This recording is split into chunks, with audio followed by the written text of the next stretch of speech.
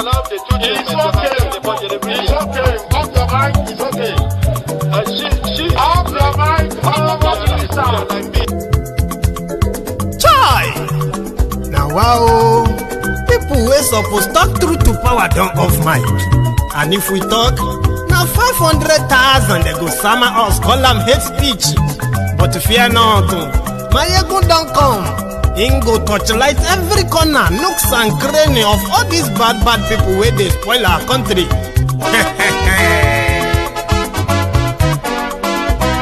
So my people make we laugh, oh yo yo. My ego don't come, oh yo yo. My people make we shout, oh yo yo. My ego don't come, oh yo yo. My ego don't come, man of the masses, oh yo yo. My ego don't come, oh yo yo. My ego diary politico, oh yo yo. My ego don't come, oh yo yo. This one not the off in mind, oh yo yo. My ego don't come, oh yo yo. Can in the touchlight every corner, oh yo yo. My ego don't come, oh yo yo. Okay, some people be they holla say they want the power. Chai, them be promise us say we go get light and power. Them hustle sote they can't get the power. But now they know they do anything with the power. Every day, dollar just they get the higher power over naira. See them talk say make we off mind, but thank God say my ego don't come. So my people make you loud, oh yo yo. My ego don't come, oh yo yo. My people make we shout, oh yo yo. My ego don't come, oh yo yo. My ego don't come, man of the masses, oh yo yo. My ego don't come, oh yo yo. My ego diary politico, oh yo yo. My ego don't come, oh yo yo. This one not they off in mind, oh yo yo. My ego don't come, oh yo yo. Person where they do evil, no one make person talk. Them say that my yegun, that man too they talk. He too they talk. Say my yegun diary, he they hot like pepper. But every day then they take money in bulk. Poor man picking, they the street they hawk. Still them talk say make we no talk. But thank God say my yegun don't come. So my people make you loud, oh yo yo. My yegun don't come, oh yo yo. My people make you shout, oh yo yo. My yegun don't come, oh yo yo. My ego don't come, man of the masses, oh yo yo. My ego don't come, oh yo yo. My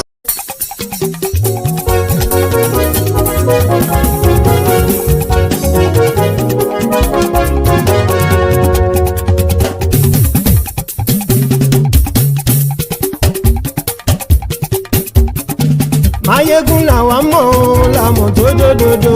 Mayegun diary, Mayegun number one. Mayegun la wa mo la mo dodododo. Mayegun diary, Mayegun number one. Mayegun ti dé o, ọ̀rẹ́ ará ìlú. Mayegun diary, Mayegun number one. Lórí Facebook, lórí YouTube. Mayegun diary, Mayegun number one. Gbogbo bó ṣe ń lọ ni Mayegun já wa sí. Mayegun diary, Mayegun number one. Àṣírí ọ̀jẹ̀lú kì í bò níbẹ̀ o. Mayegun diary, Mayegun number one. Bó bá ṣe eré, àní Mayegun máa wí. Mayegun diary, Mayegun number one. Ó sì tún ṣe eré, wàá gbọ́ níbẹ̀ o. Mayegun diary, Mayegun number one. Mayegun diary, diary politico. Mayegun diary, Mayegun number one. Godfatherism kò sí lọ́rọ̀ Mayegun. Mayegun diary, Mayegun number one. Ẹ farabalẹ̀ sẹ́ o kẹgọ́rọ̀ lẹ́nu o. Mayegun diary, Mayegun number one. Àní Mayegun làwa mọ̀ tó dódòdó. Mayegun diary, Mayegun number one.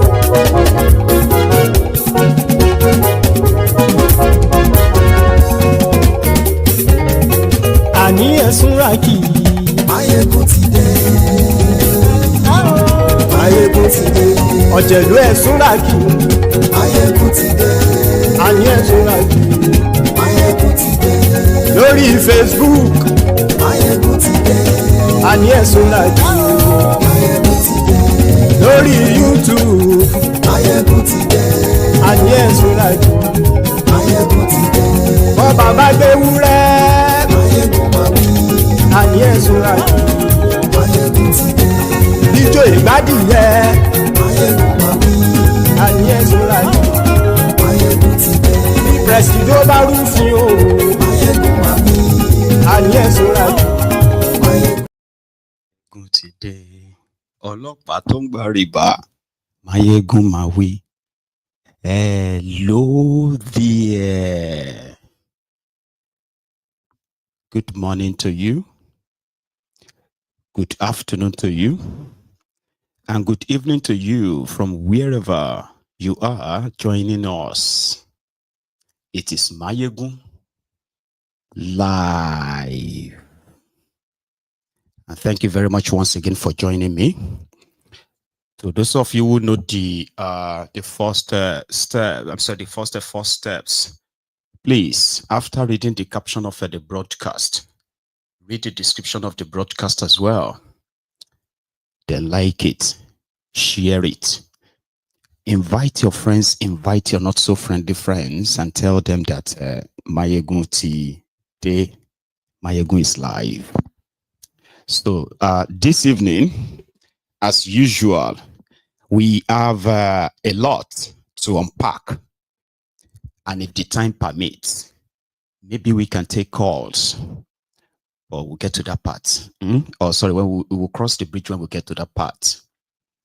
From one wahala to another, everyday mental sums is what the Nigeria has become in the hands of the APC.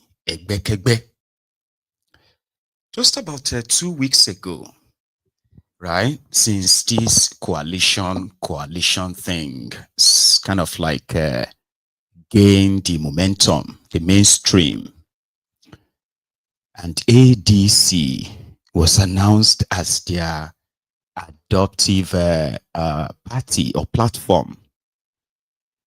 So round about that, the former presidential candidate of the coalition party now, ADC, Dumebi was the first to go public, calling out Mr. Nwosu, the founder of ADC. And according to him, the founder of ADC that made deals with Atiku and others to hand the party over to them, right? To hand over the party to them, had no such right. So Dumebi didn't declare himself as chairman. But we have another, another actor on the scene. His name is Saliu. Yeah, Nafiu Bala. They said he is the former governorship candidate of this ADC and their former national vice chairman. So he came out to say he has declared himself the authentic chairman of ADC, and all that arrangement that Nwosu went into with David Mark and others will remain invalid, and if they've tried to challenge it, it would not hesitate to take a legal action, take it to court. So interesting days ahead, and people have been reacting too, like, this is the handiwork of APC, this is the handiwork of, speculations and what have you. So tonight, we are starting with that. And then we're going to go on to what I think a calculative attempt to use the media, right, to boost the whatever behind the scene plea that the PDP is making with Obi, right? We're going to get to that one, as they seem to have intensified that. How Obi coming to their PDP will be a huge asset, and it's going to change the fortune of PDP. Then we're going to leave that and go to other stories, one after the other, as usual. So if you are just joining us, remember, it is not just the caption that we are discussing tonight. Kindly read the description as well. There are other stories there. Hear the broadcast if you haven't already. Let us get started. Mr. Saliu, that made the headlines today for rejecting the arrangement or the coalition arrangement with the ADC executives that resigned, had this to say. Some are saying they should have tried to find or look for somebody who can at least read the first error. Now let's get to it. Saliu. No, sorry, Nafiu. His name, I don't know. When I saw that, I was like, Nafiu, Saliu Elenu Boro. Sort of. Listen to this. The new self-acclaimed chairman of ADC, the coalition party. I, Honorable Nafiu Bala, I, bonafide member of the duly elected National Deputy Chairman of our great party, the African Democratic Congress ADC.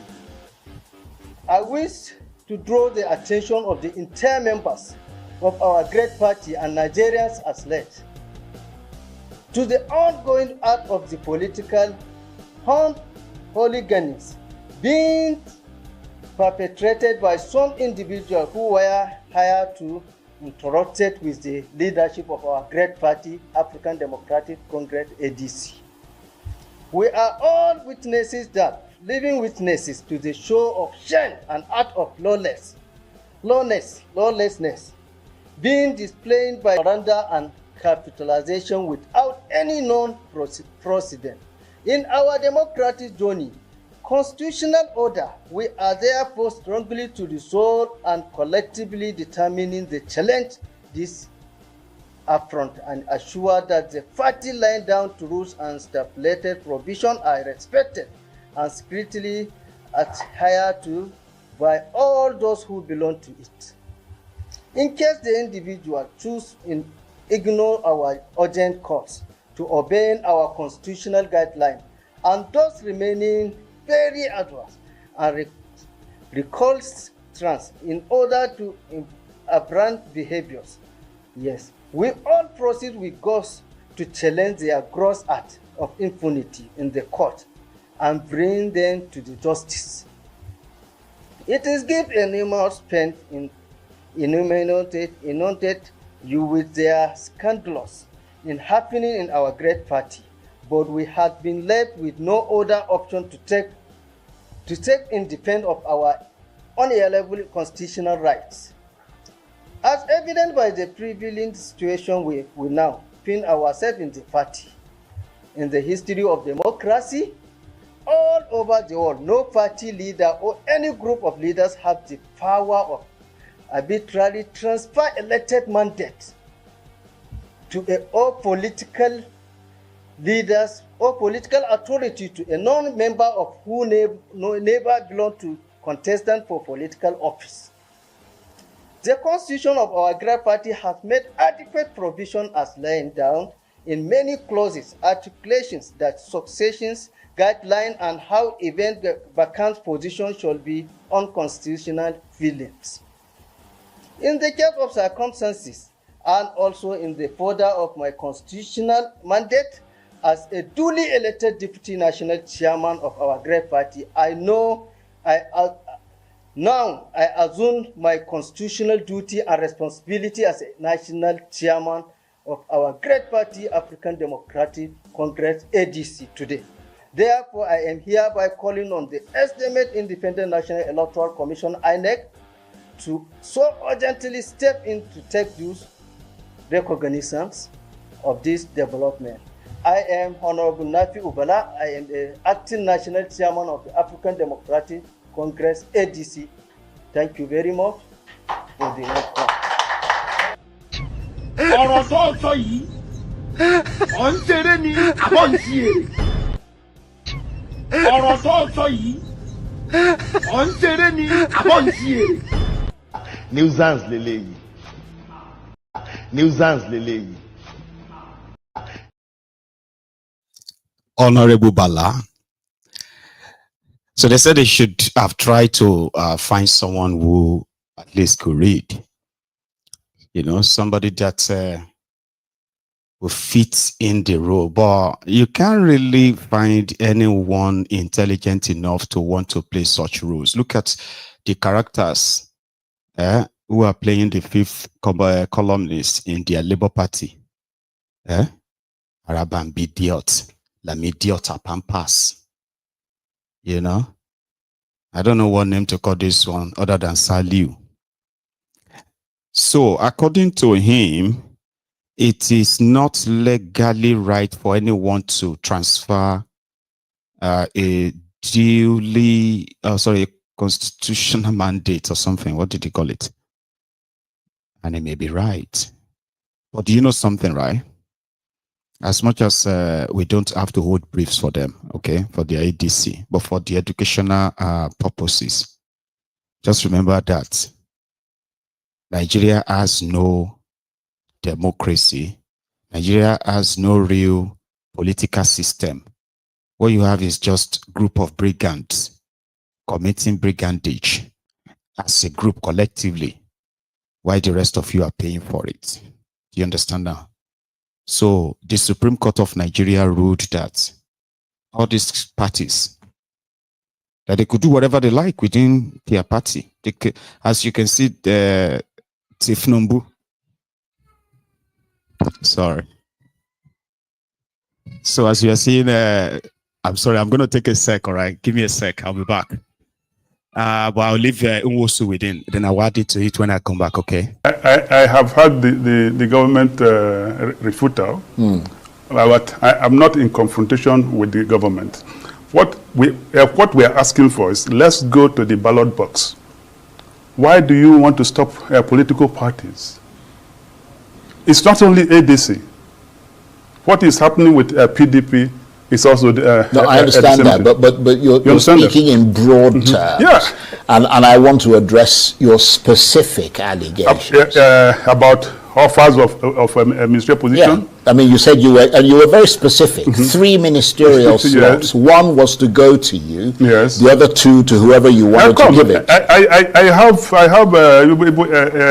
calls and I have meetings, Right. and not only here in Nigeria. A couple of but you're not prepared to mention the name. No, I will not. Right. Okay.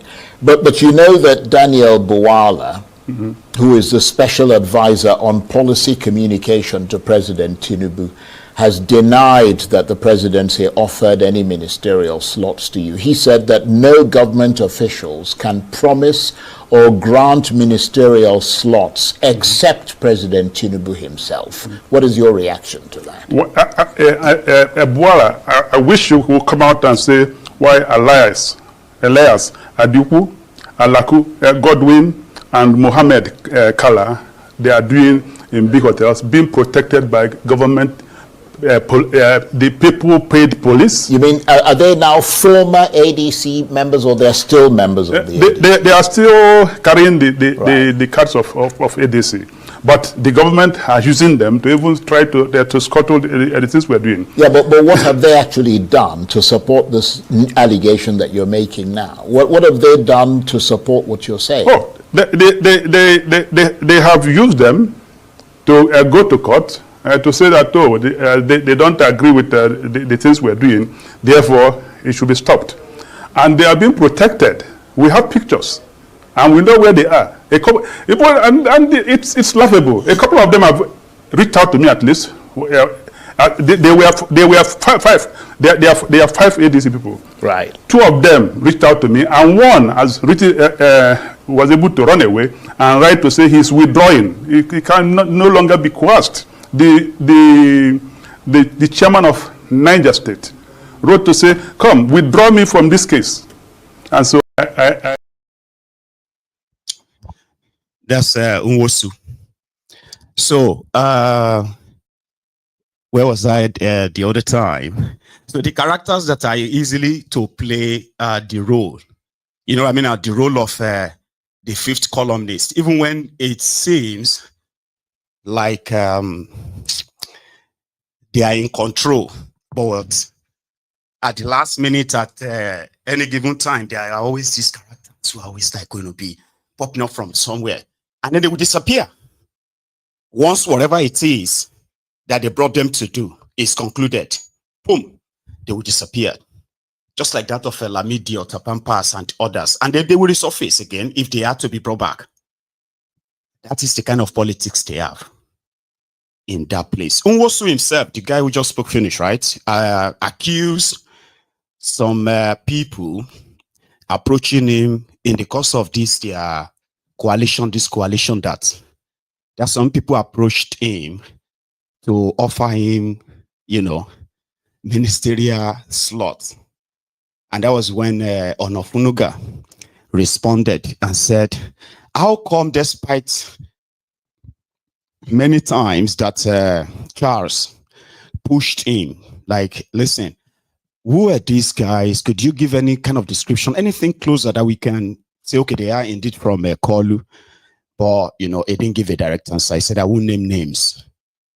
So there's a possibility, right, that he's been approached. But Ona-Ofun-Nuga is now saying, hang on. Now, let's assume that he rejected that of a Kolu. Did he disclose what Atiku offered him? Now, that's just the banters on, the alarm being raised by the ADC that they are currently being targeted. Now, here is something. All it's going to take is just for somebody to go to court. That's all they need. Somebody go to court, and the court will give an injunction. And then before you know it, they are going back to that court again and again. And for Kolu, that's enough. I was saying something earlier that Nwosu going into an arrangement with their coalition and then his party. Nwosu is like that of Showore. Nwosu actually started the party himself, right? Put together, and he's been like running it with all these guys all this while. Now he handed it over to Atiku. So their Supreme Court ruled. I remember, and that's where I was before I got interrupted. Their Supreme Court ruled that whatever the parties, whatever they do within their party, is up to them. It's none of any court's business. You get that now? Like, they can have a chairman today, remove him tomorrow, put another person. They may hold a congress. They may choose not to. Call a neck, call a few people into a room and just endorse some certain people and say, oh yeah, these are their executives. By the Supreme Court ruling, that is okay. That's why I said they don't really have any real political system in that place. It's just, brigands who gather together to... Meanwhile, before this guy made this announcement 2 days ago, so they did the inauguration for David Mark-led ADC, in which they have also allocated other positions, organizing secretary, publicity secretary, this and that, and all that, right? And they did their inauguration. I don't know which one was first or which one was after, but let's try this first. That I will be faithful and bear true allegiance to the African Democratic Congress and the Federal Republic of Nigeria, and will preserve that I will be faithful and bear true allegiance. And as it's been seen in few places, the Aregbe Mububaba Kabiru and his own team in Osun, they are doing their serious grassroots mobilization, according to them, in one of their gatherings, which was like a day or so ago.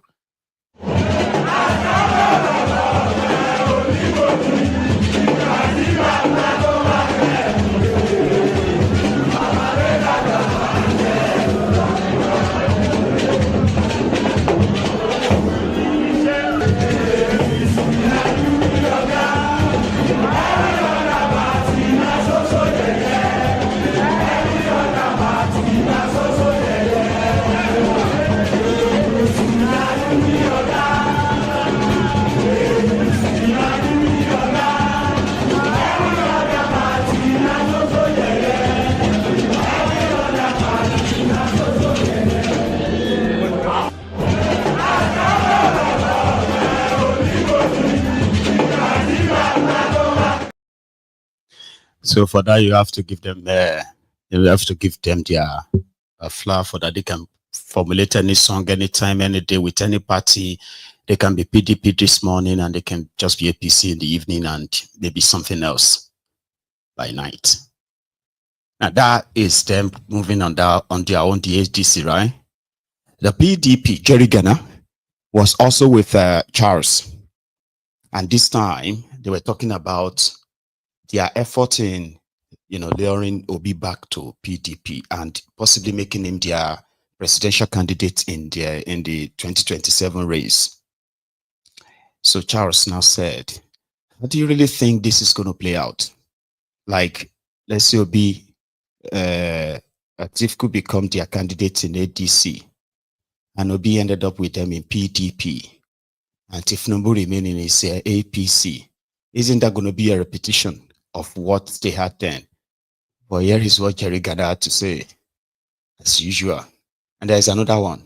So I cannot definitely say I see what you mean. But they're exciting. They are good. If, they are nice. If let's speculate, if by some freak of circumstance, the PDP gives the ticket to Peter Obi, and the ADC gives the ticket to Atiku Abubakar, as is being speculated, isn't that just going to amount to a repeat of what happened in 2023, where Obi and Atiku divided the opposition vote and consequently handed victory to Tinubu?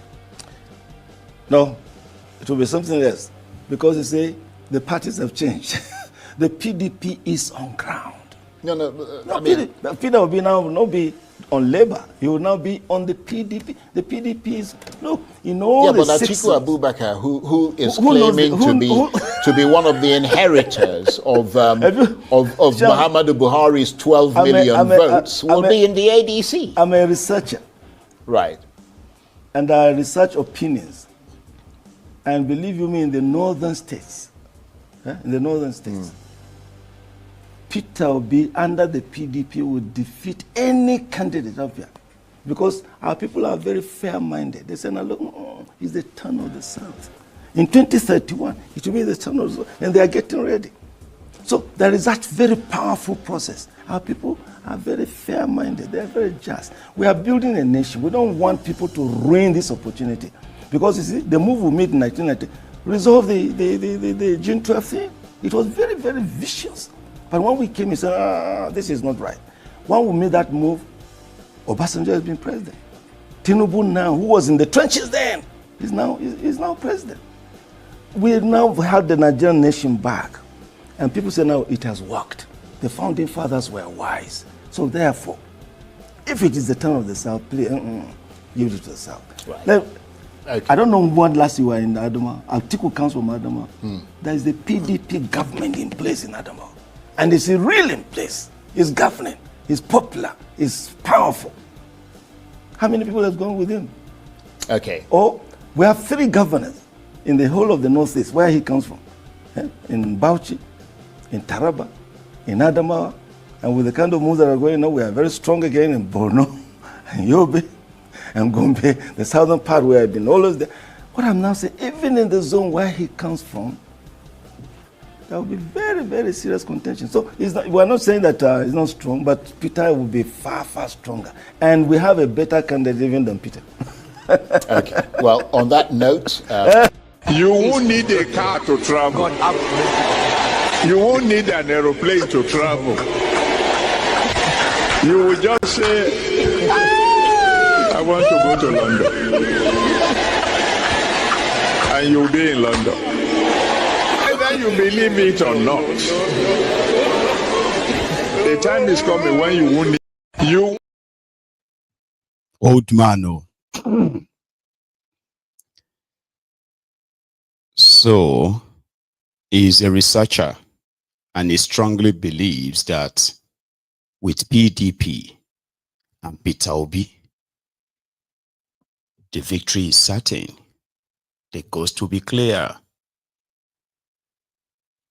I mean, I don't understand that though, but yeah. But there is another person who went further to explain the kind of fortune that PDP would sort of like inherit if Peter Obi decides to join them. Another toaster. Now listen.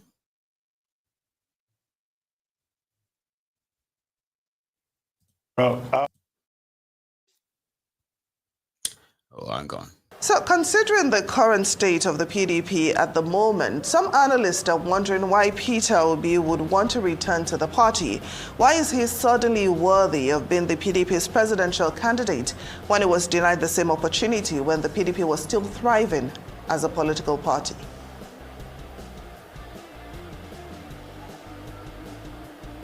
Well, first of all, I am not sure anyone denied Peter Obi the ticket when he was interested. 2023, for instance, he left before the primaries of the PDP to form or to join the Labour Party. He left the PDP. And so he was not denied. He had a right of choice and he elected to go to Labour Party. Now, currently, while so many people may be of the opinion that he can come back to the PDP, I think the decision is entirely his. And I'm also not sure that the PDP as a party has sat down to say that he should come back and take the ticket of the party. These are generally personal opinions that are built sometimes on very cogent reasons. There is no doubt that Peter Obi, following his showing in 2023, is a brand that any political party would like to host. The same way, there is no doubt that the PDP has been a brand. So if two likable brands come together, it is easy to predict the result. But I don't think we have gotten there yet where the party, the PDP, has taken a decision to say it has to be Peter Obi or it must be Peter Obi. He's a very fine brand. Many people believe in him and are following him. So it's not difficult to say, yes, if he comes to PDP, it could be a good sell to the electorate. Besides, elections are supposed to be a litmus test of what the generality of the people want. And so if there is a candidate anywhere who is sellable, it won't be wrong for any political party to woo such a candidate to fly its ticket. And it should be like that. There is no reason why in Nigeria candidates should be in charge of political parties and then pick the tickets at will, just when they want and how they want it. The political parties should also be seen to be looking for candidates that will fly their flag. For me, that is the position currently. Elections, 2027 is still 2 years away. And I'm sure there are many, many candidates that will show up very soon. Now, you talked about two likable brands coming together, which in your opinion is the ideal. But according to ADC spokesman Bolaji Abdullahi, he says the jugular of the PDP is in the hands of the ruling party, and Peter Obi, more than anyone else, would know that he cannot take the risk of going back to the PDP. I'd like you to react to this. Well, for me, people that are used to jumping from one party to the other do not deserve a response. Bolaji Abdullahi is one who has been jumping from one political party to the other, depending on who will give him appointment.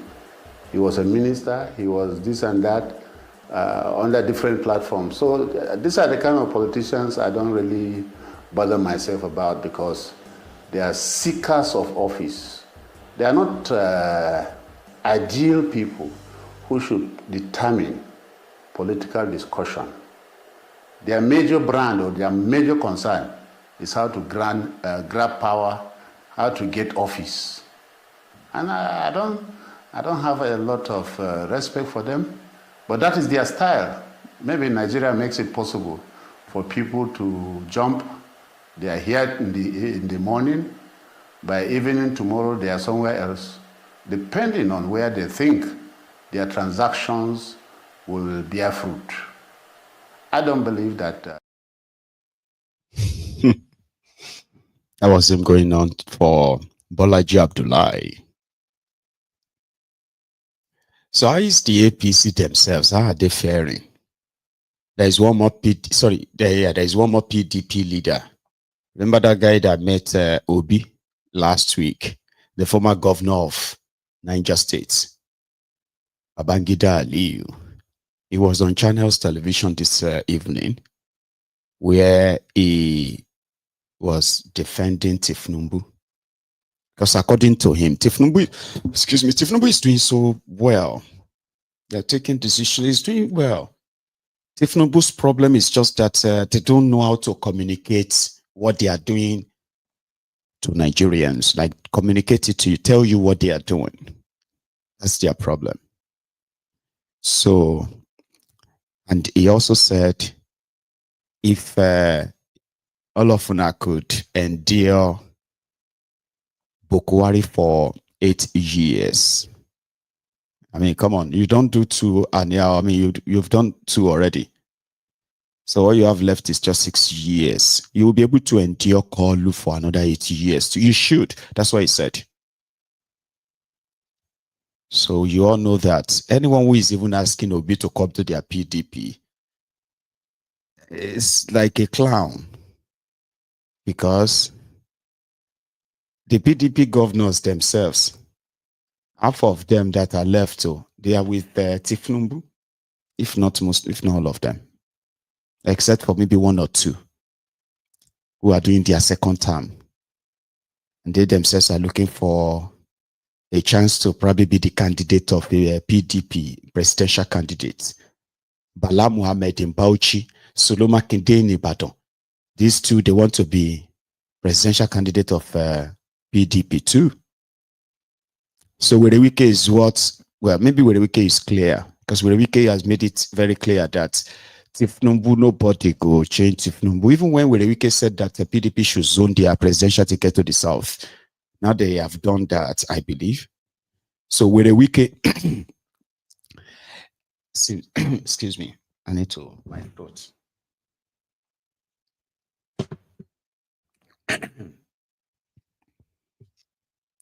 So Werewike himself has possibly is stuck. So he dare not go on and say he wants to be president or presidential candidate. So that simply means he would have to resign from Tinubu's government. He can't be minister and be a candidate. So he would dare not. All he will have to do is just to make sure that the complete decimation of PDP and the burial of PDP is completed, finally. That's actually what he said he's going to do. Then after that, they will now start all over again. After Tinubu, they will start the PDP all over again. That's what Werewike said. So if he should have his way, so it simply means anybody associating with the PDP is not really different from associating with the Labour or their new coalition, the ADC. Everywhere, Wahala. Babangida Aliyu. Just as we begin to round up, yes, just as we begin to wrap up, do you think ADC has any chances in terms of their ambition? They say they want to remove the APC and also remove President Tinubu. But some people say it's a mission impossible. You see, my argument had always been, what is the alternative? What is it if you want to remove this or that government or that governor or that president? What is the alternative that you are offering to the people? Are you offering anything better than what we have at the moment? In addition to that, with our, even though unconstitutional, but we seem to have accepted our rotation, is ADC or PDP saying that the 8 years that is due by our arrangement, that is due to the South, now will go to the South? Or are we saying we jettison that and they enter into another crisis again? I have had many of the presidential aspirants already saying they will serve 1 term. Now, if a northerner says he is serving 1 term, what problem is he creating for the North? If a southerner said, I'm only going to serve one term, what guarantee do you have? Now we have only defection of governors and other members of the assemblies. By 2031, you may end up with a presidential defection because his arrangement for one term will be with the party. It's not a constitutional issue. So he may defect to another party, and you have a major problem there too. So for me, who will win the election will depend on what happens in the next 1.5 years. And that is to say, if the government is able to correct some of the observable anomalies, I don't see why the problem. If we could tolerate the late Muhammad Buhari for 8 years, oh my God, let's try it. Maybe by 2031 we can jettison the arrangement if we find it convenient. Well, Dr. Mohammed Aliyu Babangida, thank you very much. So, I don't even have to add anything. You heard him loud and clear. So let Tinubu finish. Trying to find another southerner to replace Tinubu that will serve what is a tough risk. And for the northern Nigeria, they have to wait till 2031 and all that. So all these rhetorics, right? They're just like a free talk. Okay. But coming from those who are supposed to be the opposition leaders, because there's no real opposition. You know, I've said that before. I said one of the reasons why they hate your guts, you, the obedient. I'll tell you again. I've said it before. One of the reasons why they hate your guts is the fact that you are like this. Okay, I don't want to use that analogy. Okay, so the thing is that in Nigeria, when you see them preparing for elections, it will be like they are preparing for war. They will kill themselves, they will kill other people, do all they have to do. Then after that, because it is a winner takes it all arrangement. So that simply means whoever outrigged the other will automatically control everything. And because that will be for the next 4 years or more, the same people who were killing themselves for the same position at the other time, right? They will begin to jump ship because they can't wait for 4 years. 4 years, okay? They'll begin to, it's called decamping. They'll be decamping. So you won't see much opposition again for the next 3 years. All of them go to chop together, except for those ones they completely removed. So once it is a year to election, they will begin to scuffle again. They begin to talk tough, threaten themselves, begin to make the country almost ungovernable. But you obedient came. They finished their charade election. They announced Tinubu. You made it so worse for him that he became an illegitimate president. That every day he has to remind himself and say, I'm the president. I'm the president. Whether you vote for me or you don't vote for me, today, I'm the president. I'm the president. He has to be reminding himself everywhere, everywhere he went, he's always like the president of the Federal Republic of Nigeria. Say, God damn it, man, somebody already introduced you. So that legitimacy battle, and you not even going away. They expected all of you to have kind of like moved on, forget the whole thing, Nabi, until they pretend to have another charade again that you can turn up again and begin to, That's one of the reasons why they don't like you. Because you make it look like every day they have to campaign. Have you not seen it? When you see them on TV, it's like they're always like in the campaign mode. Always in the campaign mode where everywhere, instead of them to show what they are doing and why they are doing what they are doing, it is always about, what else can Peter Obi do? He cannot do anything different from what we are doing. In fact, say, in a campaign you don't get the job already. Just do the job. Because every day is a tough one for them. And thanks to you, the obedient. Just thought I should mention that. So the likes of Babangida, Aliyu, and the rest, behind the scene, they will be, in the front of camera, they'll be acting like they are opposition. All right? And they'll be like, I've known him, he's been my friend for 40 years.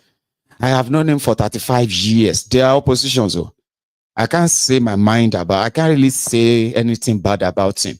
I knew him for 45 years. Are you mad, Dini?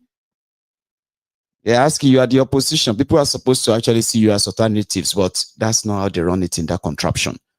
Until you, the obedient, came and you turned opposition to a serious thing because you became the opposition.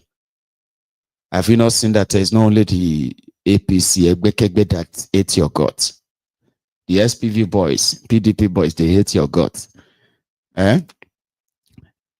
Because they are like traditional politicians. They are young people, old people who have no ambition. They are comfortable being given that crumb, that bread. They are not doing this PDP, APC for free. You are doing it for free. You are doing it like you want to get a good government. We need good leadership. We need good kinikoke. No, these ones are doing it for appointment, for contracts, for connection, for anything at all, just to get themselves out of the trenches. But when I can't take us serious, can't finalize that because they collect shishi.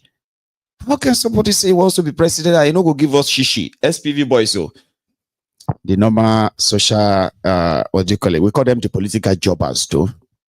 So, and they do grow old. One of them is that guy who was a former governor, by the way. In reality, right, even those who were Tinubu's allies, whenever they have the, what they call the closed door conversation, they tell themselves the truth. Here is the guy that said they intentionally weaponized the removal of subsidy by Goodluck Egbere Jolantan in 2012, that they intentionally amplified it. And here it is today. They not weaponized it. And then those who hit the streets, shut the country down for 12 days, now came to power, pretended to be socialists, right? And they removed the subsidy and said it's gone, and that's it, it's gone. Everybody should kind of, and they are praising themselves for doing it. Like, yes, we took the toughest decision. Nigeria is a real place, oh, Baba. Egbere Jolantan put together a committee. He called them subsidy reinvestment, subsidy reinvestment, something. I can't remember fully. So they said, hey, Egbere Jolantan was paying over 260 billion naira for subsidy on petrol every year.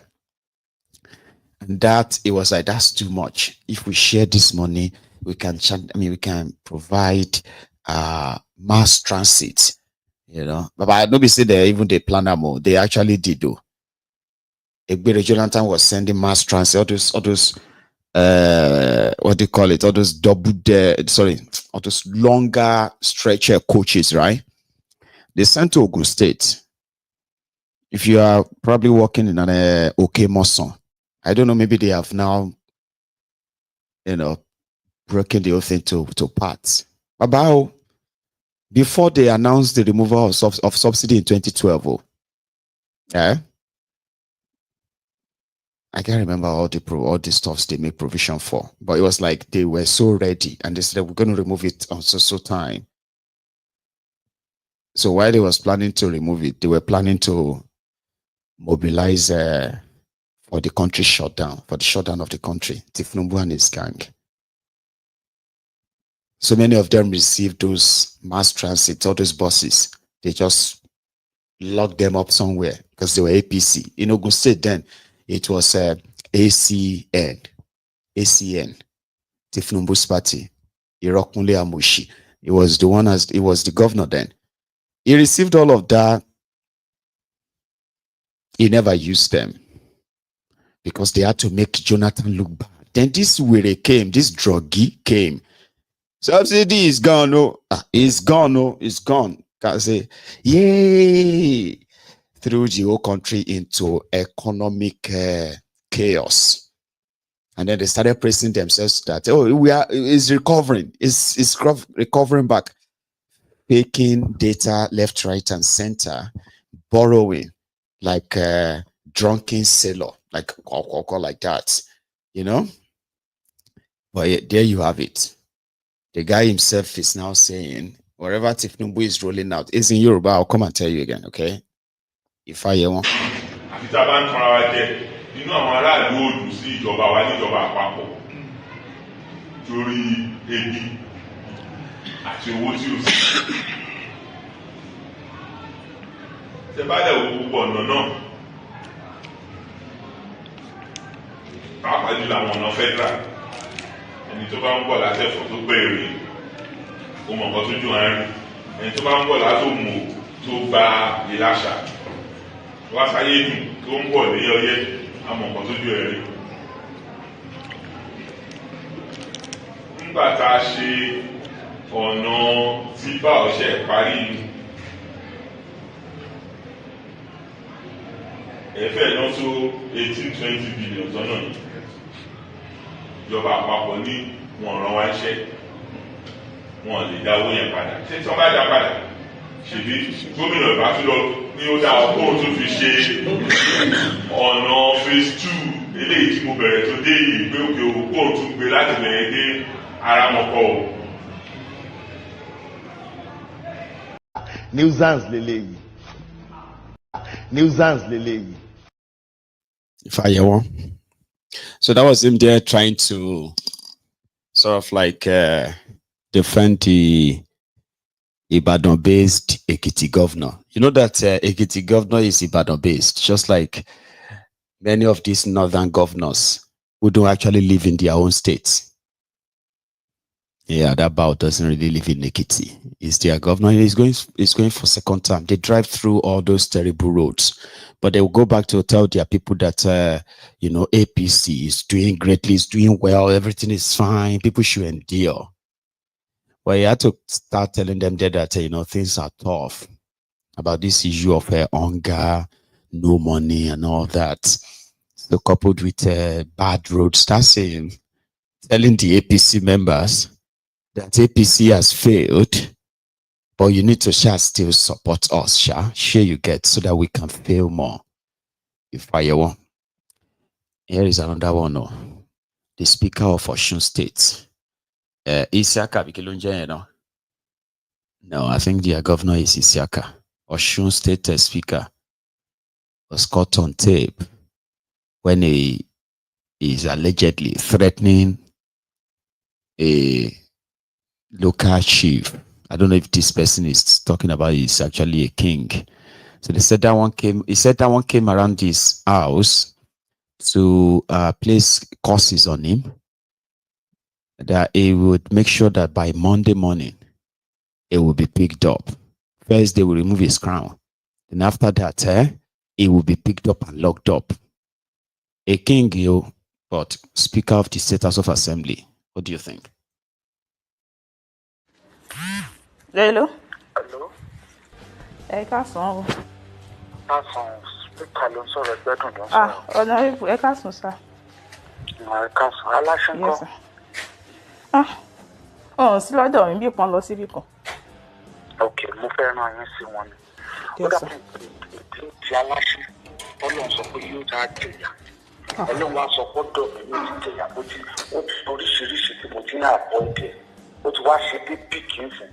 Wọ́n àtáàkì mi, aláṣẹ ń sọ̀sọ́kùsọ lẹ́nu. Ọlọ́pàá ó gbé mọ́tò, wọ́n àtáàkì wọn àtáàkì mi. Tó bá bí da ibi tó bá fagbára ẹ̀ sí, tó bá wá sáṣì màá ní kàn náà rìn ní. Aláṣẹ tó sẹ́gbẹ̀ẹ́ lé mi lánàá, ó ṣépèlé mi pẹ̀lú àwọn lọ́ọ̀yà àwọn èsì mi. Ẹ ní sùúrù, Honorable, ẹ ní sùúrù. Àní ẹ ní sùúrù, ẹ jọ̀ọ́ torí ẹ ní sùúrù sà, ẹ dúró. Ẹ ní sùúrù, Honorable. Gbogbo ibi tó bá máa dára sí ìdí olóògùn ẹ̀, gbogbo òògùn tó bá dé, ó tètè bẹ̀rẹ̀ sí ìsàlọ̀. Ẹ ní sùúrù, Honorable. Honorable, ẹ jọ̀ọ́, ẹ dúró, ẹ gbọ́ ti tèmi náà. Orí burúkú tọ́lọ̀ ni yóò ṣe, Ọlọ́run ló tọ̀ mí yóò ṣe. Ọlọ́run ò ní jẹ́ honorable ẹni sùúrù.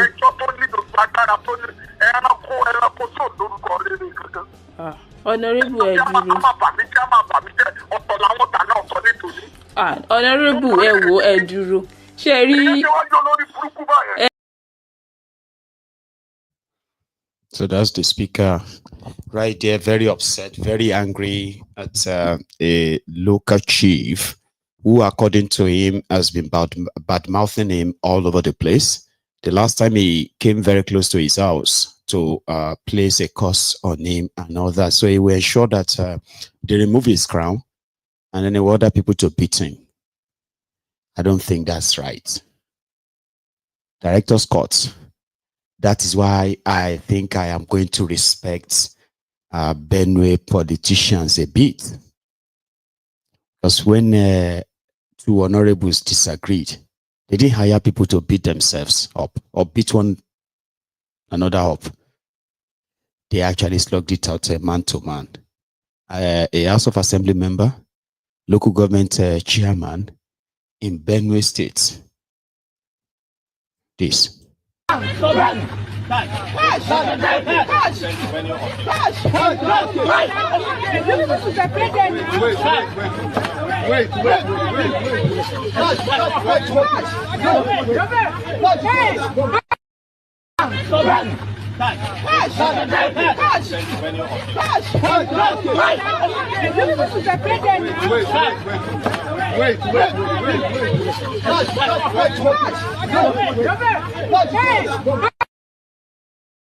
To man, more sort and one man to us. Once we finish, everybody go waka the goal and say, okay, yeah, that's it. It's sorted now.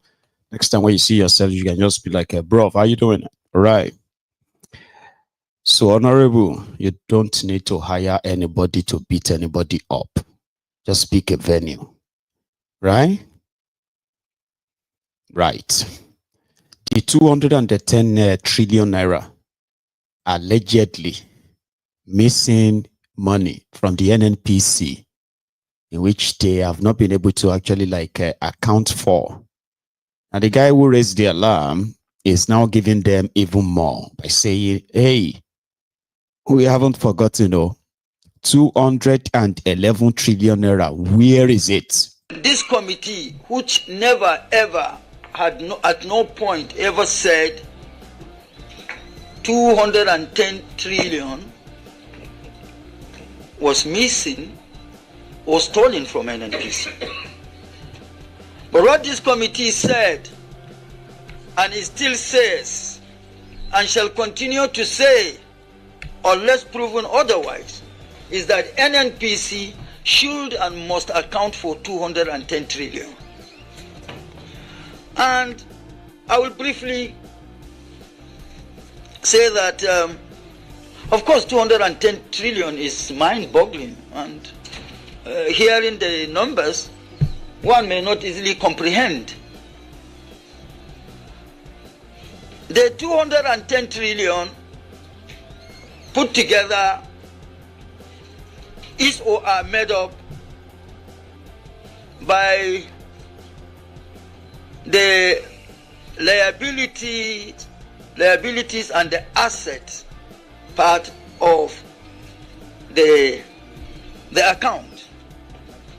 The liabilities, as shown in the literature of the financial statement, is 103 trillion. While the asset side, the receivables, is 107. If you put them together, the two will give you 210 trillion. Under normal accounting, is assets minus liabilities. But in this case, the liability figure, or the figure of the liabilities, haven't been substantiated. This committee, which never ever had at no point ever said 210 trillion was nuisance lele. Anyway, they say you go explain tire as there will be no evidence. The money is gone. It is gone, man. Because if that was, for instance, if that was like a working country, that committee that discovered the discrepancies in their account would have followed the money even further. Do you understand? Like, it is not assumptions. It is not whatever it is.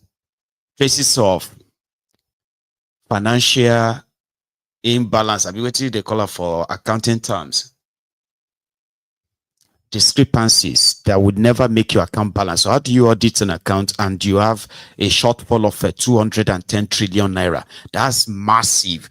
So there is no way you won't be able to say, okay, if the money was supposed to, was the money ever like existed in the first place?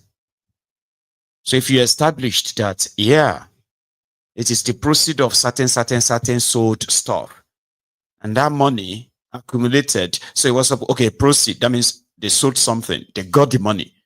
It's not a promissory note. They got the money. So if they got the money, where did they pay the money to? And when did the money disappear?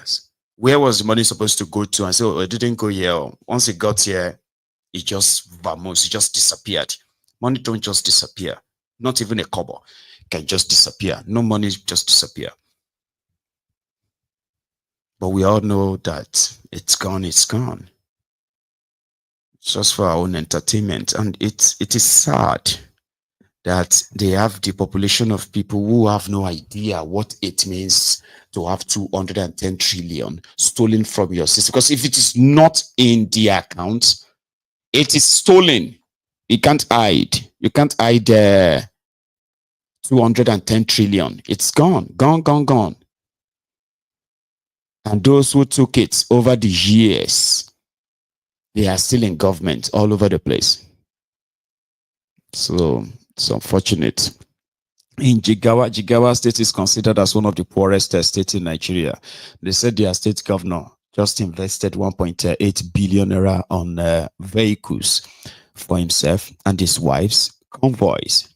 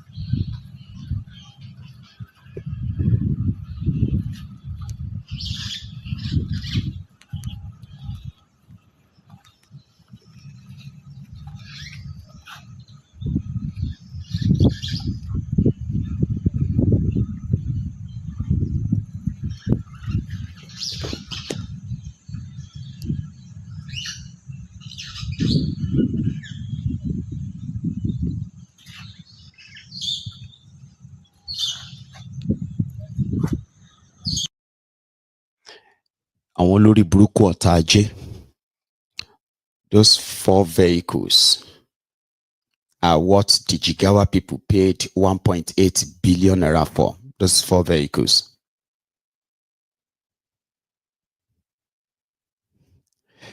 And that is what majority of them actually does with their allocations anyway.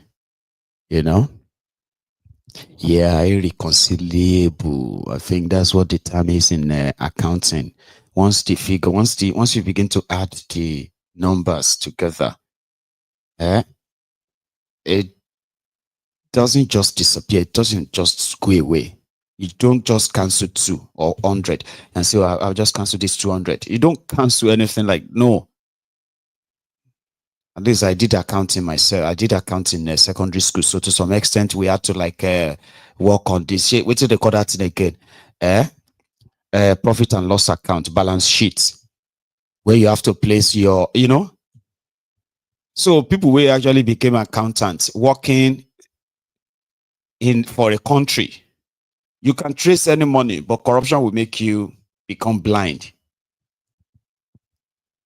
Sorry, is this one 2 or 7? I'll be 5.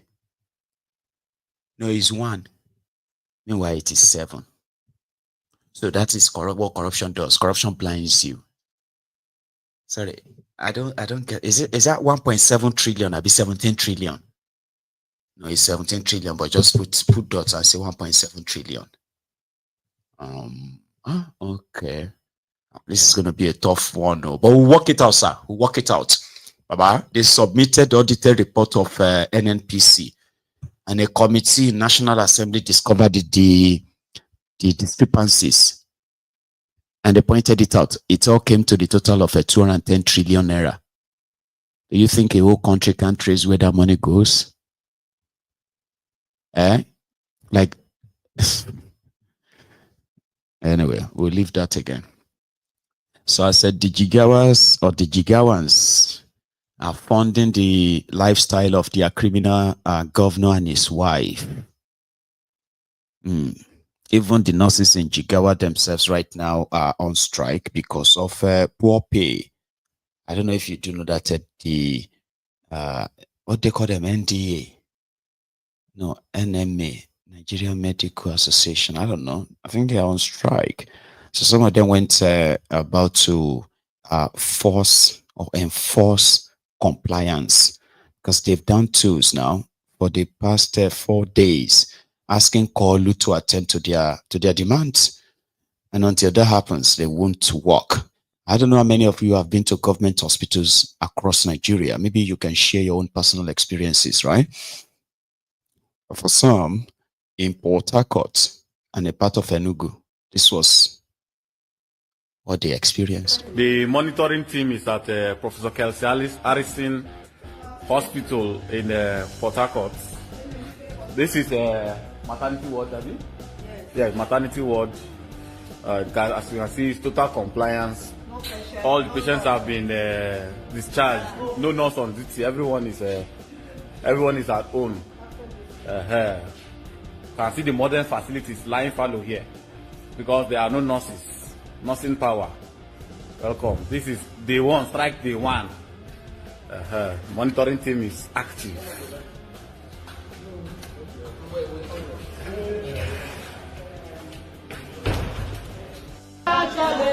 You see, I know that is a technician.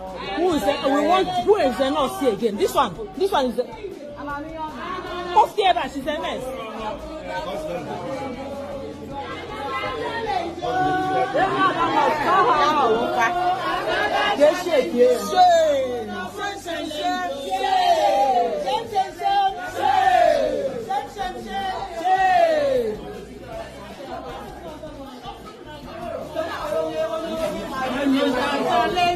Go base with the nurse.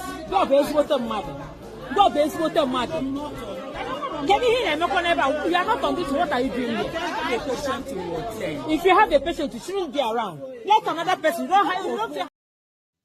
You get Hippocratic oath of doctors. I don't know if nurses also swear to that. Okay, but Baba, if they hear the song, another challenge you. Another challenge you, double challenge you. Your nurses don't they get challenges. Hardly would you hear the nurses say they get challenges. So now that the Nigerian nurses don't they get challenges, maybe say more. They have to down tools. Good luck to all of you that would have an appointment with the challenged nurses, or beg Kolu to pay them. They should pay them. Kolu is borrowing and borrowing, and it has now come to everyone's notice that Kolu has actually borrowed more. By the time Kolu receives the $21 billion, 2.2 billion euros, 15 billion Japanese yen, 63 million euros, which is a grant, 780 billion naira bond, which is to pay pensioners. Now they are actually borrowing to pay salaries and pay pensioners.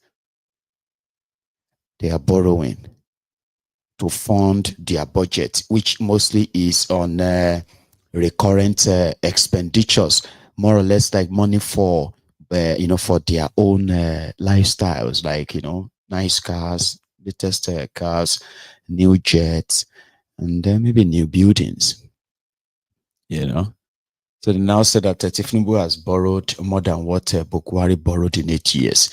He has borrowed that in 2 years.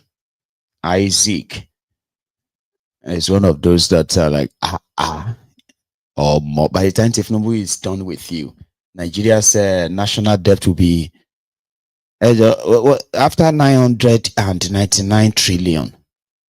Waiting day after 999 trillion. Zillion. I've been a dillion. I'll go and look it up. Una go soon cross that threshold soon when Kolu is done. Is building the future for you according to an average mentally deranged Ronuku. That is a sewage dweller, right? Here, Isaac. Late President Buhari didn't remove subsidy on petrol, on diesel, and he still didn't borrow as much as this present APC government are borrowing. Late President Buhari didn't remove subsidy on NEPA, on electricity. He still didn't borrow as much as this government, as much as they are borrowing right now. Late President Buhari he was pushing naira, he was pushing dollars, naira, pegged it, paying a lot of money according to you guys to sustain 650. You guys came and said, no, we can't cushion nothing. Everything must go. How come you are now borrowing so much? Where is the borrowing going? Okay, you claim you are giving states more money. How are you monitoring those states if they are using the money well? So many states up till now, they are still not paying, they are still paying 35,000 minimum, not minimum wage. With all this borrowing, you are borrowing. This is weird. Now you have more money from cushion of dollars. You have more money from NEPA subsidy, for electricity subsidy. You have more money from petrol subsidy. You are still borrowing. And the borrow, we cannot see the money on our streets. You guys, not choking, not to choke us remaining. Not to choke us. President Tinubu, remember, you said no suffocation. Don't suffocate my people. Now this is choking. This borrowing is too much. Where is the money going? All the federal roads are very bad. All the federal roads, as we speak today, you can't drive from one state to another without visiting a mechanic. So where is this borrowing going? You said you are giving states more money, but who is monitoring the states? Waladeo, I don't understand. Gidigon. It is called Tifnubunomic. So I found it is a quadrillion.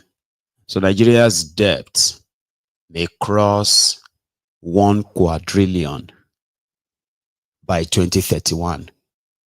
Yeah.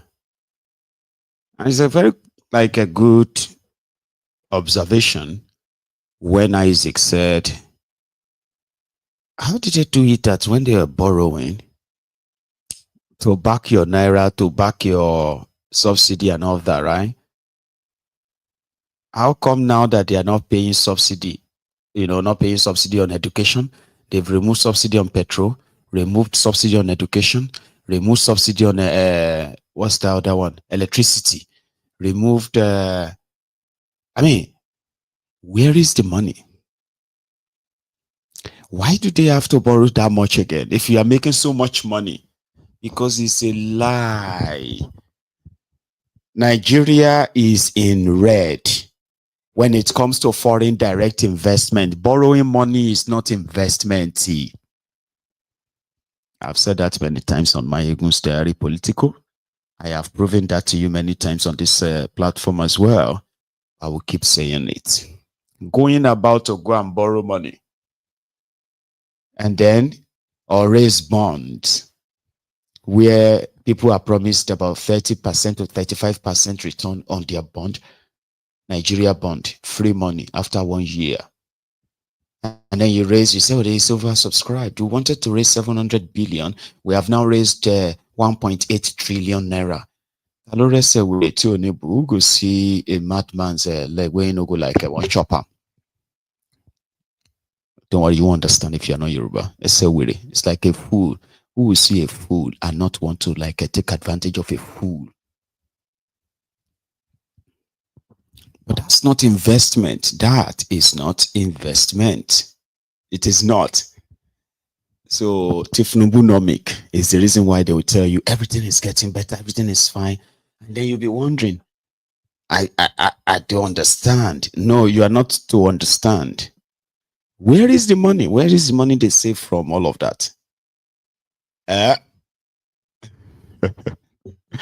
Anyway, we'll leave that and go to another thing. And that's why this Abdul was all out there on the floor saying, how can you just kind of like want us to approve all this money where you can't even explain to us what you are using the money for?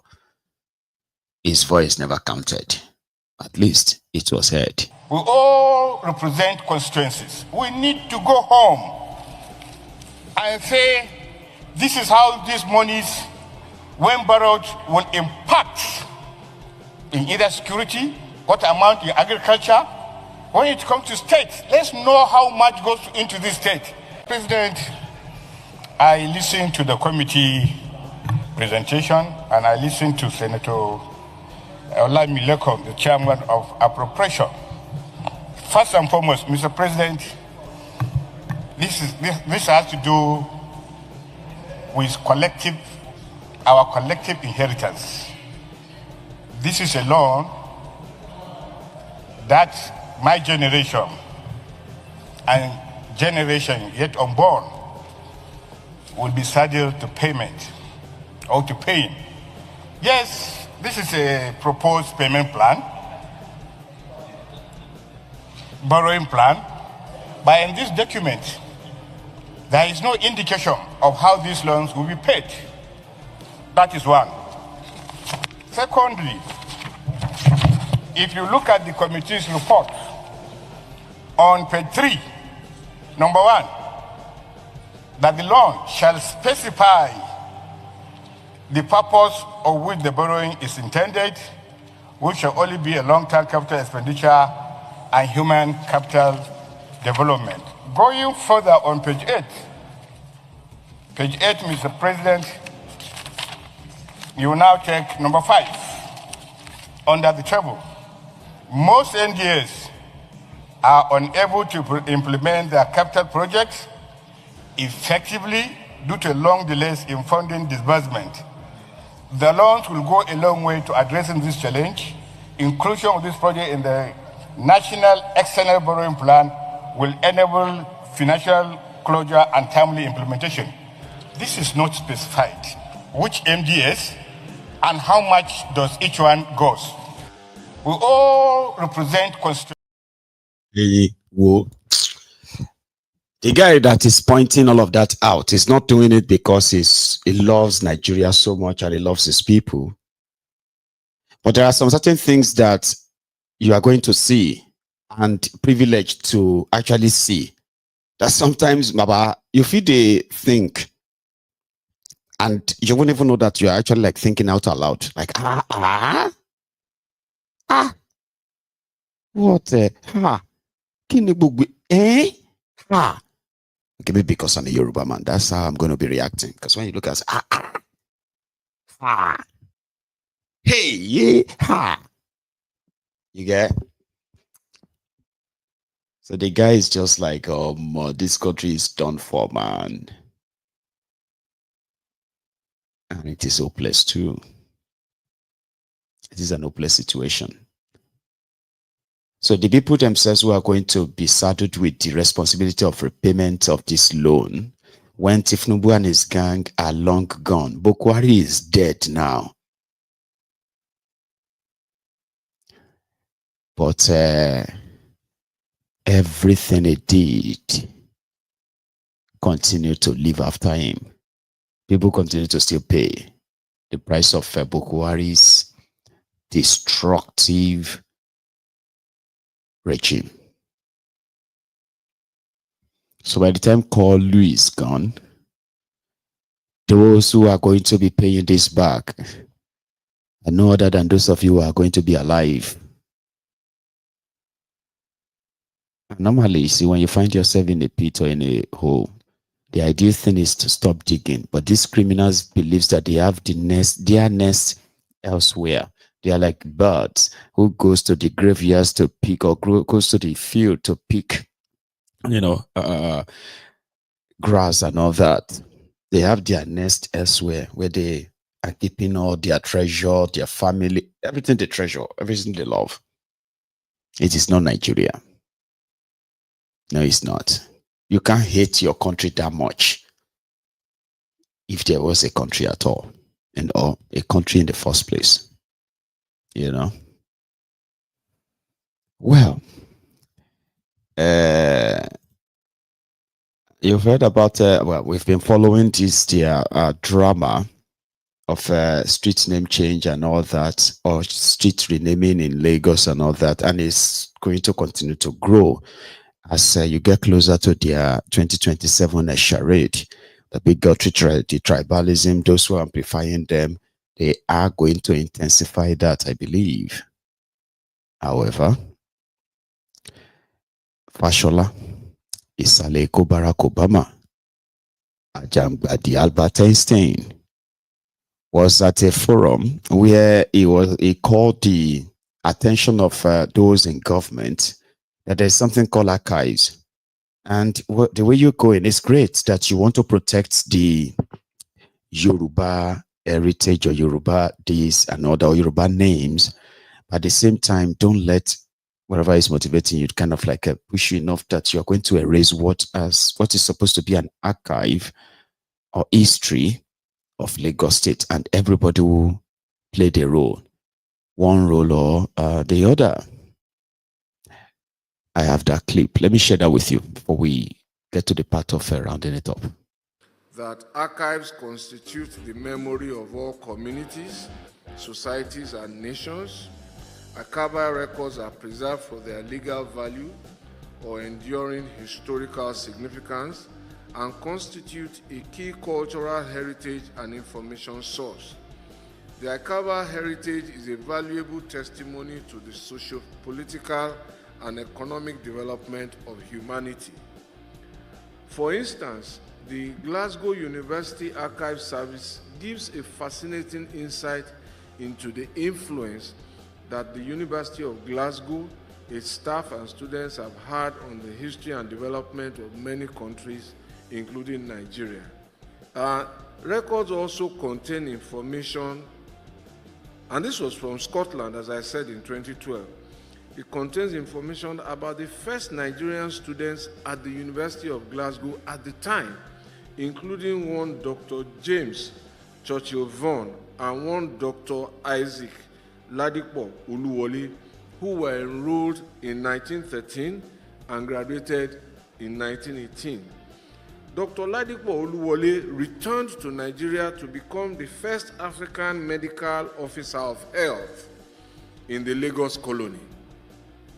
He pioneered school health services with school inspections and the vaccination of children in their schools, and started the first Nigerian School of Science, School of Hygiene at Yaba in Lagos in 1920. So that's the Ladipo Oluwole, but the records were kept where? In Glasgow, in Scotland. So those of us who drive through streets such as Ladipo Oluwole Street in Ikeja will probably now understand and contextualize the contributions of such a man and why it was considered such high honor to immortalize him by naming a street in his memory. End of quote, 2012. But it is perhaps instructive that we are discussing street naming and street unnaming, and I keep my gunpowder dry.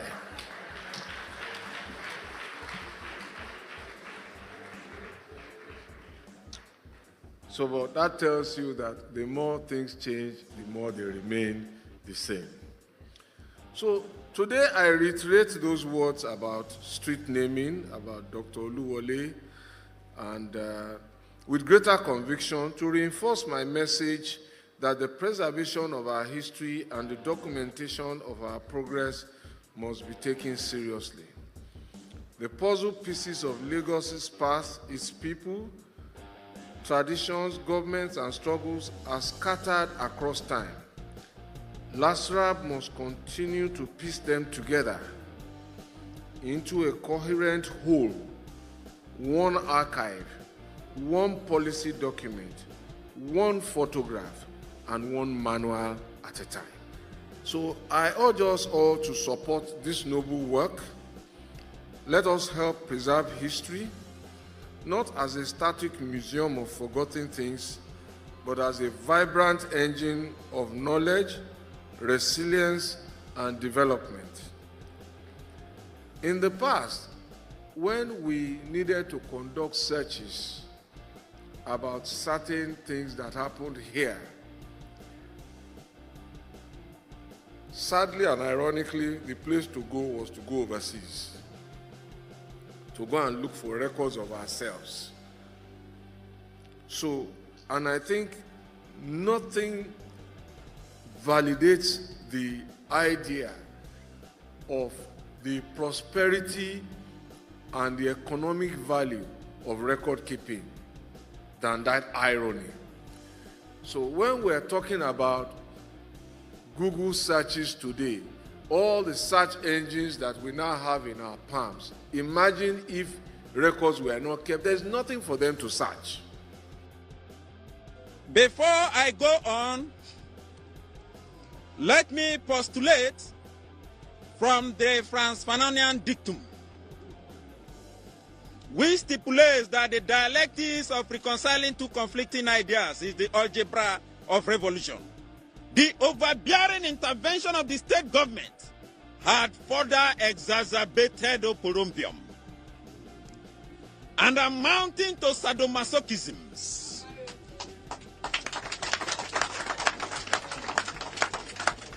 All classes, you know what they call F level? When you get failure in all the subjects that you take. F9, F8, F9, F8, FF, double F. That is his name. Inspector Fash, the former Nigeria Minister of Darkness, potholes, and homelessness. Is Aleko Barack Obama. Anyway, he was talking about, archiving the history of our people, their roles in our, journey and all that. Then he referred to the time of these great Yorubas when they were in Glasgow studying. And it is true, you can still find the remnants of, their passing in Glasgow, University of Glasgow till tomorrow. You know what I mean? Anyway, that was Fash telling them to continue the preservation, but at the same time, maybe not a total erasure.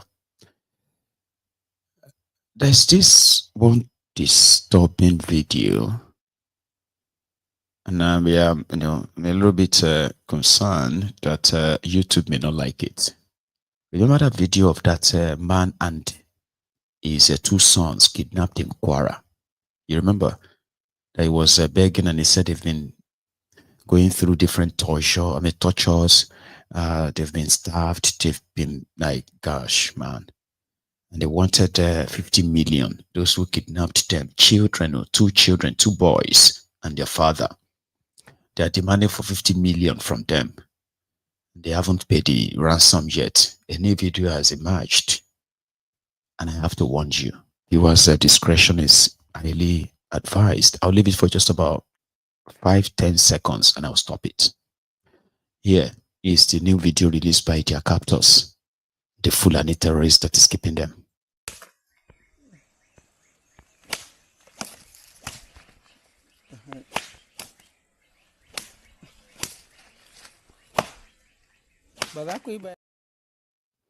I'll stop it that way.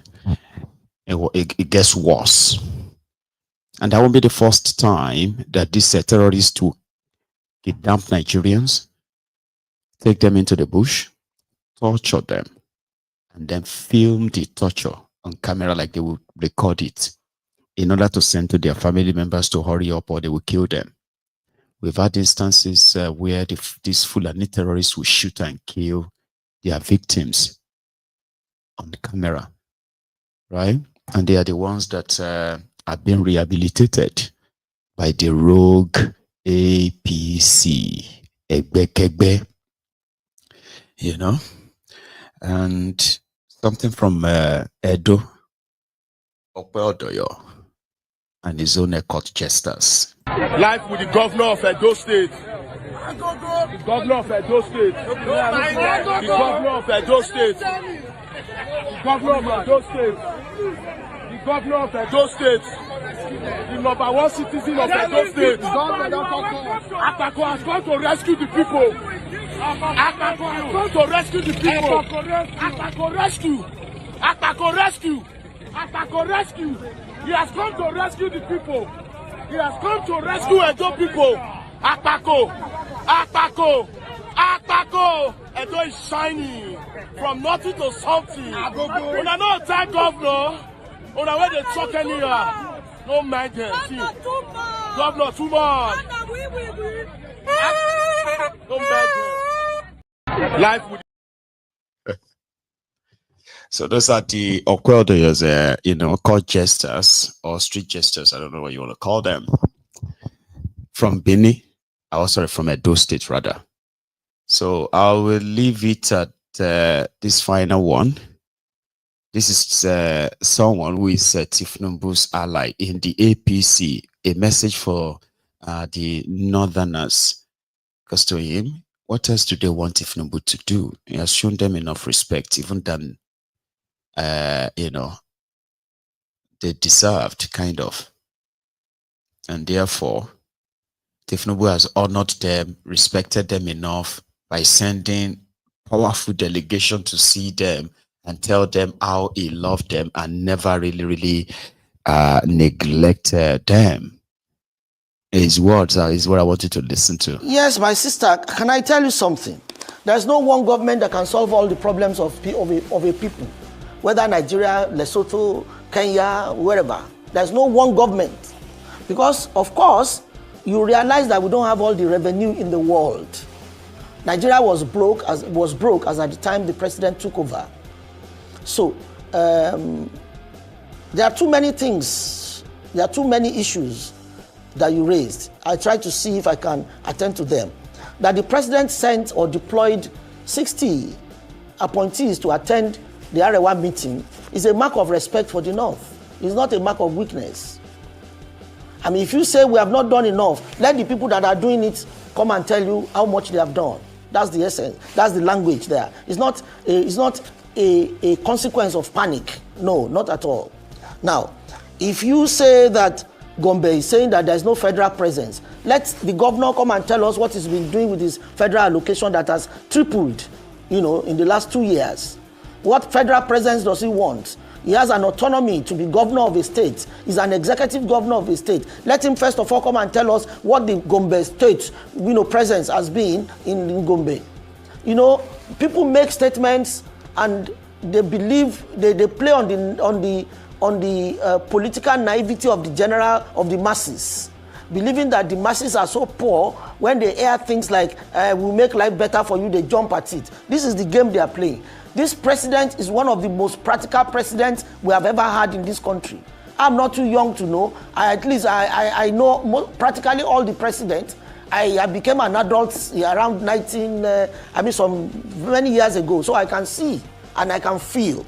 There has been no government that has taken care of regional governments, state governments, more than Asiwaju Bola Ahmed Tinubu has done. None. In terms of resources, in terms of attention, in terms of emotional intelligence. You understand? So I don't expect any opposition to say good things about our government. No. But whatever they say, they must be mindful of the fact that, if they come on this seat, yes.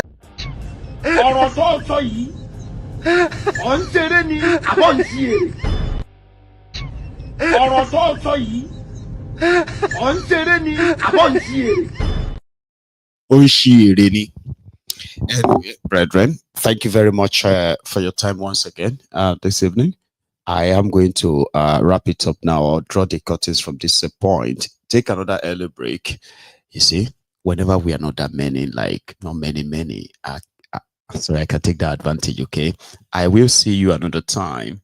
Thank you so much for joining me this evening. Enjoy the rest of your day or evening. And if you joined us midway, you can watch this from the start again. Good night.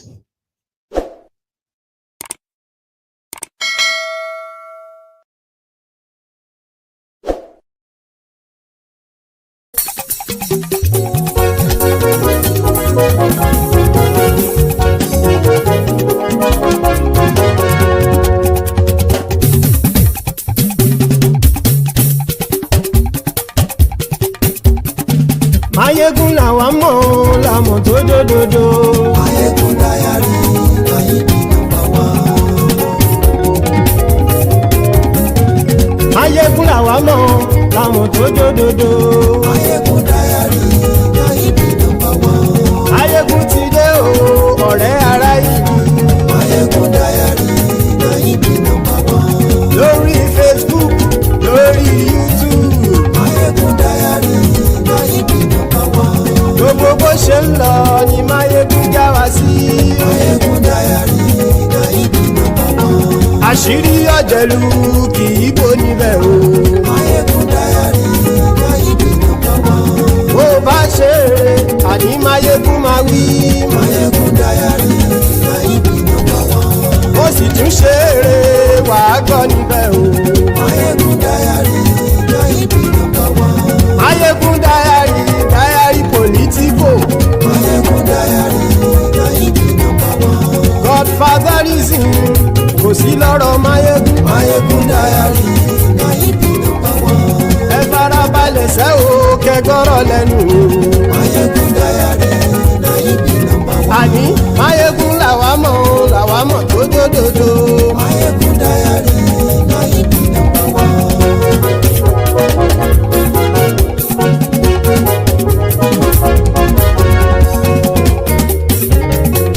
Àní ẹ̀sùn ràkì. Mayegun ti dé. Mayegun ti dé. Ọ̀jẹ̀lú ẹ̀sùn ràkì. Mayegun ti dé. Àní ẹ̀sùn ràkì. Mayegun ti dé. Lórí Facebook. Mayegun ti dé. Àní ẹ̀sùn ràkì. Mayegun ti dé. Lórí YouTube. Mayegun ti dé. Àní ẹ̀sùn ràkì. Mayegun ti dé. Bọ́ bàbá gbé wúrẹ́. Mayegun máa wí. Àní ẹ̀sùn ràkì. Mayegun ti dé. Ijó ìgbádìyẹ. Mayegun máa wí. Àní ẹ̀sùn ràkì. Mayegun ti dé. Bí pẹ̀sìdó bá rúfin o. Mayegun máa wí. Àní ẹ̀sùn ràkì. Mayegun ti dé. Bí gómìnà kówó jẹ. Mayegun máa wí. Àní ẹ̀sùn ràkì. Mayegun ti dé. Ọlọ́pàá ti ń darí bá. Mayegun máa wí. Àní àní ẹ̀sùn ràjò. Máyégún ti dé. Aṣòfin tí ń rúfin o. Máyégún máa wí. Àní ẹ̀sùn ràjò. Máyégún ti dé. Òpùrọ́ olóṣèlú. Máyégún máa wí. Àní ẹ̀sùn ràjò.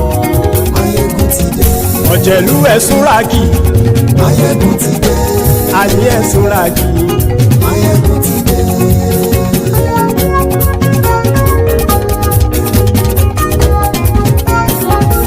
Máyégún ti dé. Gbogbo ọ̀jẹ̀lú ẹ̀sùn ràjì. Máyégún ti dé. Gbogbo ọ̀jẹ̀lú ẹ̀sùn ràjì. Ṣùgbọ́n ní bá ti ṣe èyí tó yẹ kí wọ́n ṣe, ọmọ bá dèrò ní fi wọ́n níran o. Máyégún ti dé. Gbogbo ọ̀jẹ̀lú ẹ̀sùn ràjì. Máyégún ti dé. Gbogbo ọ̀jẹ̀lú ẹ̀sùn ràjì. Ṣùgbọ́n ní bá ti ṣe èyí tó yẹ kí wọ́n ṣe, ọmọ bá dèrò ní fi wọ́n níran. Wọ́n fowó bẹ́ẹ̀ o, Máyégún ó sọ pé wọ́n ò bẹ́ẹ̀. Wọ́n fowó bẹ́ẹ̀, Máyégún ó sọ pé wọ́n ò bẹ́ẹ̀. Oníkanṣá ti ṣe èyí tó yẹ kí wọ́n ṣe fáwọn ará ìlú tó gbé wọn débẹ̀ o. Máyégún ti dé. Gbogbo ọ̀jẹ̀lú ẹ̀sùn ràjì. Máyégún ti dé. Gbogbo ọ̀jẹ̀lú ẹ̀sùn ràjì. Ṣùgbọ́n ní má ti ṣe yìí tó yẹ kí wọ́n ṣe, ọmọ bá dẹ́rọ̀ ò ní fi wọ́n níran. Ìmọ̀ yìí ṣe eré, ọ̀rọ̀ yìí kì í ṣe ẹ̀fẹ̀. Ìmọ̀ yìí ṣe eré, ọ̀rọ̀ yìí kì í ṣe ẹ̀fẹ̀. Ẹni bá ti lè lẹ́bọ̀ lẹ́rù o, ọmọ bá dèrò kàṣà ìtú wọn síta. Máyégún ti dé. Gbogbo ọ̀jẹ̀lú ẹ̀sùn ràjì. Máyégún ti dé. Gbogbo ọ̀jẹ̀lú ẹ̀sùn ràjì. Ṣùgbọ́n ní bá ti ṣe yìí tó yẹ kí wọ́n ṣe, ọmọ bá dẹ́rọ̀ ò ní fi wọ́n níran. Tẹnitẹni ọmọ Máyégún ọ̀rẹ́ ara ìlú mọ̀mọ́ ni mo fọlọ́run ṣọ́ ẹ̀ bá kìlẹ́bù. Lóòótọ́ olódodo ìlú ọ̀tá ìlú mọ̀mọ́ ni ìwọ ṣá máa ń ṣọ́ra kò sì mọ́ bẹ̀rù. Bọ́tà ń lè rí bóníṣègùn lé káwọn mọ̀mọ́ fi ṣera wọn ni ó ti dẹrùn tí wọn ò gbọ́dọ̀ sè mọ́bẹ̀. Èèpo ọ̀gọ̀ lọmọ bá dérò tàjẹ́ ò gbọ́dọ̀ jẹ́, ó ti jọba lórí àbínú ẹni kò sì mọ́ bùyà. Àìsíwọ̀lú ní ẹnìkẹ́ ìgbódì ẹyin lábàrá o, ó kó ẹni tó bá dán wò á kàmù. Máyégún ti dé. Gbogbo ọ̀jẹ̀lú ẹ̀sùn ràjì. Máyégún ti dé. Gbogbo ọ̀jẹ̀lú ẹ̀sùn ràjì o. Ẹni bá ti ṣe yìí tó yẹ kí wọ́n ṣe, ọmọ bá dèrò ní fi wọ́n níran o. Máyégún ti dé. Gbogbo ọ̀jẹ̀lú ẹ̀sùn ràjì. Máyégún ti dé. Gbogbo ọ̀jẹ̀lú ẹ̀sùn ràjì. Ṣùgbọ́n ní bá ti ṣe yìí tó yẹ kí wọ́n ṣe, ọmọ bá dẹ́rọ̀ ò ní fi wọ́n níran.